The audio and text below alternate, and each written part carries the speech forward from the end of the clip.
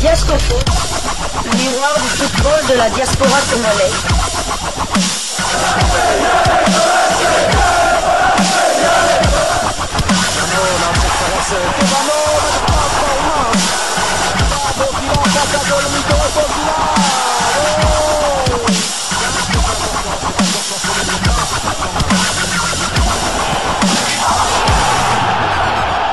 Diascofoot, le miroir du football de la diaspora congolaise. C'est l'heure de partager avec vous quelques news que nous avons pu récolter pour vous, des news concernant certains de nos internationaux ou des binationaux qui se sont illustrés dans leurs clubs respectifs. Et cela dans le cadre de cette première livraison sportive de ce mardi 3 juin 2025. Une livraison qui nous conduit du côté de l'Italie. En Italie, on jouait la finale retour pour la montée en Serie A.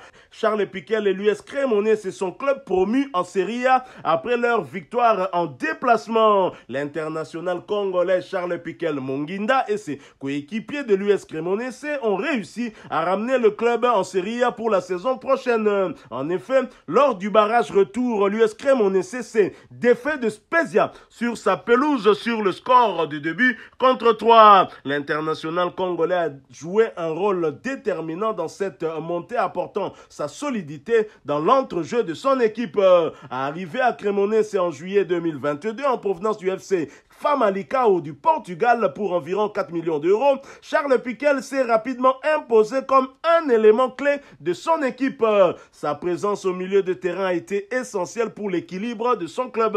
Remplaçant comme lors du barrage aller, le milieu de terrain congolais Charles Piquel est entré à la 73e minute de jeu alors que son club menait sur le score de 0 buts contre 3 avant de se faire peur en concédant coup sur coup 2 buts dans les dernières minutes.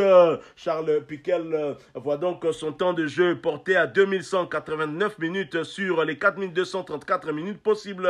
L'international congolais a participé à 34 des 44 matchs de son équipe avec à son actif 9 buts inscrits. Après cette montée en division d'élite italienne, quel avenir pour l'international congolais Charles Piquel dont le contrat court encore à 27 ans? Charles Piquel Monginda pourrait disputer la première division italienne pour sa première fois, pour la première fois de sa carrière. Annoncé en Espagne l'été dernier, le Léopard était finalement resté en Italie. À une année de la fin de son contrat avec Cremonese, l'international congolais n'a pas prolonger son contrat. Une situation qui entretient le flou quant à son avenir dans la péninsule italienne.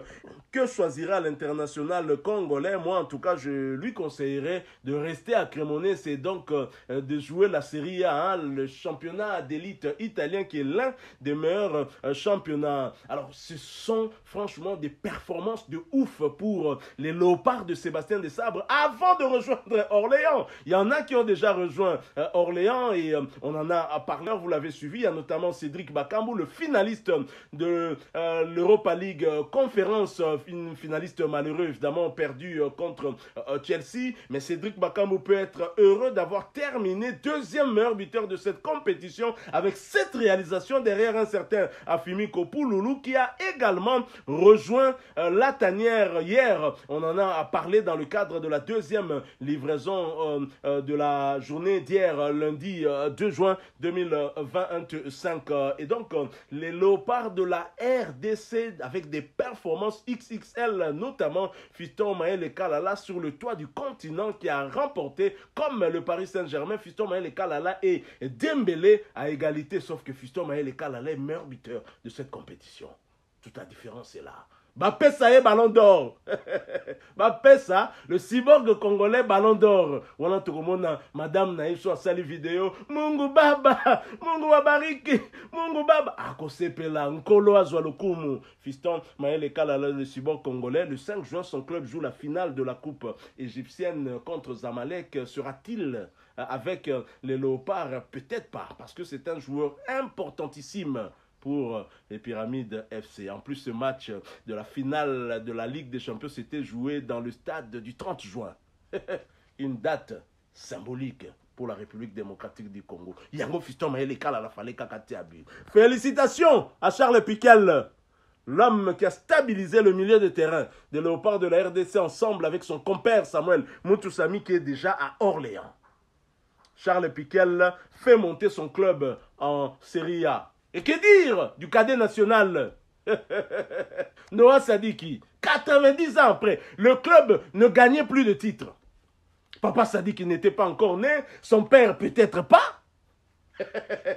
Noah Sadik a Pessi Bango parce que c'est le joueur le plus utilisé par l'Union Saint-Gilloise. Toloban Nengenin. 4922 minutes en termes de temps de jeu sur les 5300 de son équipe. Un joueur plus qu'important. Et quand l'Union Saint-Gilloise remporte ce titre de champion de Belgique après 90 ans, alors qu'on sait que ce jeune n'est arrivé dans ce club il y a 2 ans à peine. Il n'a que 20 ans. Ndeo nangai. Toza la badjogo. Ce que vous comprenez, on a noté. Italio. Crémonais se jouera donc en Série A la saison prochaine. Félicitations à notre Charles Piquel national. Je retiendrai toujours ton sourire légendaire. Tu apportes de la bonne humeur dans le groupe. Nous quittons l'Italie. Nous allons cette fois du côté de la Turquie. En Turquie où l'on jouait la dernière journée de Super League, championnat turc de première division. Arthur Masuaku et Beşiktaş prennent le dessus sur Jonathan Okita et Bodrumspor. Belle victoire en déplacement de Beşiktaş sur le score sans appel de 0 contre 4. Jonathan Okita n'était malheureusement pas sur la feuille du match du côté de Bodrumspor. Son temps de jeu stagne à 1163 minutes sur les 2059 minutes possibles. L'international congolais a participé à 19 des 21 matchs avec son club. Après ce lourd revers, Bodrumspor est 16e de Super League avec 37 points, 9 victoires, 10 nuls et 17 défaites.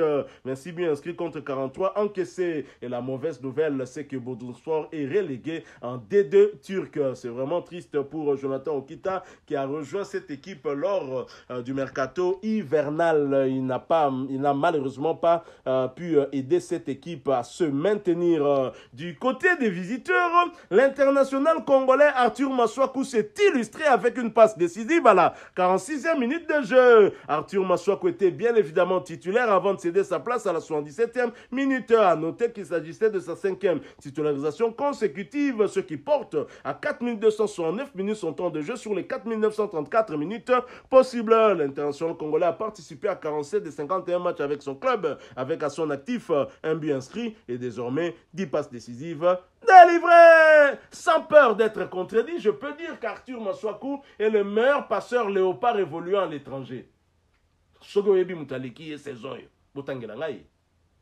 10 passes décisives. Et je vous annonce qu'il sera à Orléans. Si ce n'est pas déjà fait. Oui, parce qu'il a joué son match, et donc j'imagine qu'il doit déjà être du côté d'Orléans. Après cette large victoire, Beşiktaş occupe la 4e place de Super League turque avec 62 points, 17 victoires, 11 nuls et 8 défaites.